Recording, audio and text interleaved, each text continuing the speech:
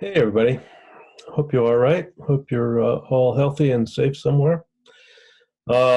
So you can tell I'm not in the classroom. I'm in the study in my house, and not sure I'm actually going to be able to get on campus. So I thought I would start teaching from here, and we'll see how it goes. Um, so my plan is to use a combination of cameras and stuff, as you'll see. And there you go. The other thing I'll say right now is that my intention is, rather than teaching entire class time segments, 75 minutes, I think what I'm going to do is to, for each class, record several shorter segments. I think they'll be easier to watch and easier to upload and download.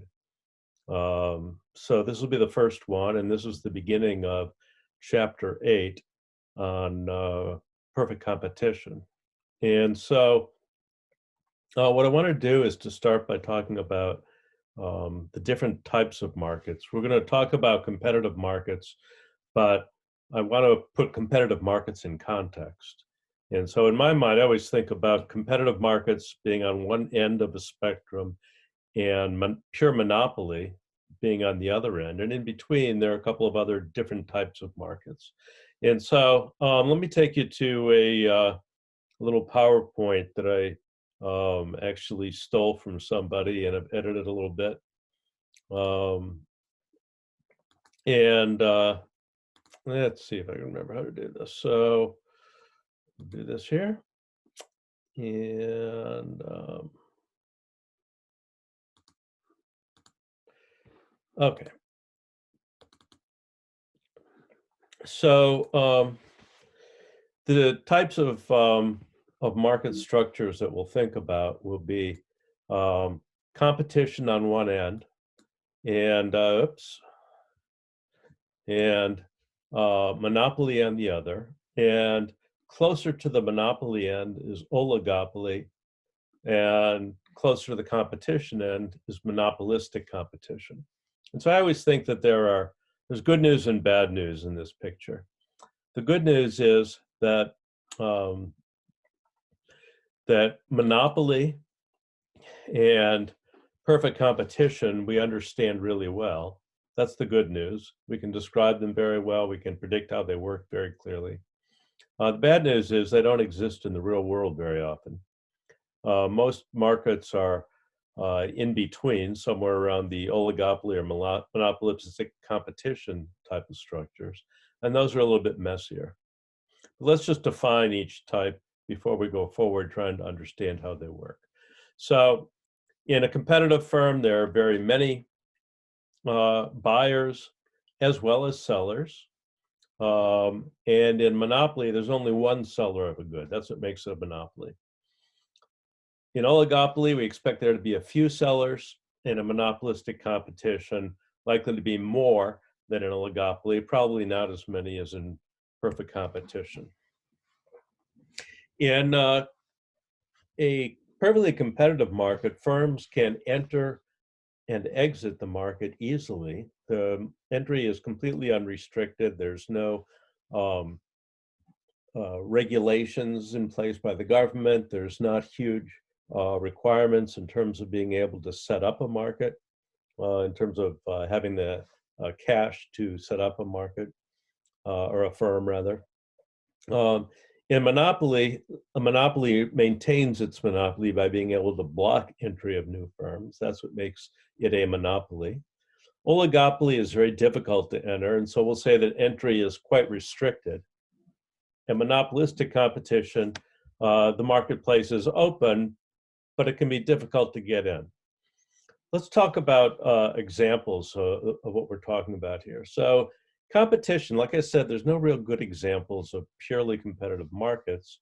One example might be that we usually think about is agriculture. If you think about agriculture without government interference, there's very many people who raise corn and sell corn for a living, and it's very difficult to tell the corn of one farmer from the corn of another farmer's. And so There's many firms, and as long as you can raise your own corn, you're going to be able to sell it. And so there's nobody who's going to keep you out of the corn market. Monopoly, again, it's difficult to come up with pure monopolies. You might think about firms that have managed to corner parts of the market. Apple has cornered, or at least has a large market share in certain types of computers. They're not really a monopoly. Microsoft might be a better example of monopoly, where they have a huge market share in operating systems for personal computers. But those are not really pure monopolies. They're just firms that have a large influence on the market. Oligopolies are fairly common. An oligopoly is an industry where there are a few firms that control it. The soft drink industry with Pepsi and Coke is an example of an oligopoly. Beer is an example of an oligopoly. Automobiles, airlines, those are all oligopolies. Oligopolies tend to come in two different flavors. There are the ones I just mentioned, which all serve consumers: Coke, beer, airlines. And there are the ones that produce intermediate goods, goods that are used in production of other goods. So steel, copper, coal, those all tend to be examples of oligopolies as well. In a monopolistic competition, an example I always think of is, I think about, cosmetics, household goods, toothpaste. You go to the toothpaste aisle at your local Walmart, and it seems like there's 150 kinds of toothpaste. And what's the difference between them? Well, some is white, and some is blue, and some is pink, and some has stripes, and some has sparkles, but they're all pretty much the same thing. And so there are lots of firms selling toothpaste, and they go to great efforts to try to make their products different from one another, but frankly, they're not that different. So in a monopoly, the product is unique. That's what allows the firm to keep its monopoly. In perfect competition, think about corn. Corn, those products are homogeneous. It's very difficult to tell the goods of one firm from another. In oligopoly, goods may be undifferentiated. That would be steel, copper, coal, or differentiated: autos, soft drinks, beer. Undifferentiated means that the goods are very similar from one producer to the next. Differentiated, the producers go to great efforts to try to distinguish their product from their competitors. And monopolistic competition, toothpaste sales is all about convincing consumers that your toothpaste is better than the competitors. As with a lot of goods, that's probably a questionable claim. In a monopoly, the monopoly makes up the entire market. And so its demand curve is the market demand, which means that it slopes downward. In oligopoly, the demand curve slopes downward, but it's not quite as elastic because there are, not quite as inelastic as in monopoly, because there are more competitors and there are more possibilities for substituting from one firm to another. Monopolistic competition, that demand curve is still downward sloping, but now it's more elastic because there are many more competitors. And in perfect competition, the demand curve is perfectly elastic. The price is set in the marketplace by market supply and market demand, and the individual firm is just then a price taker. We expect the monopoly to be large, perfect competitor to be small. Oligopolies tend to be large, not quite as big as monopolies. And in monopolistic competition, firms may be small, they may be quite large as well. You think about someone like Procter & Gamble, who maybe owns 10 different products in their consumer goods. And if you go to the laundry detergent aisle, there will appear to be lots of different choices. One firm, Procter & Gamble, may own several of those. The demand then, as I said, is inelastic for monopoly, more elastic for oligopoly, more elastic still for monopolistic competition, and very elastic for perfect competition. In perfectly competitive markets, that's where we're going to start.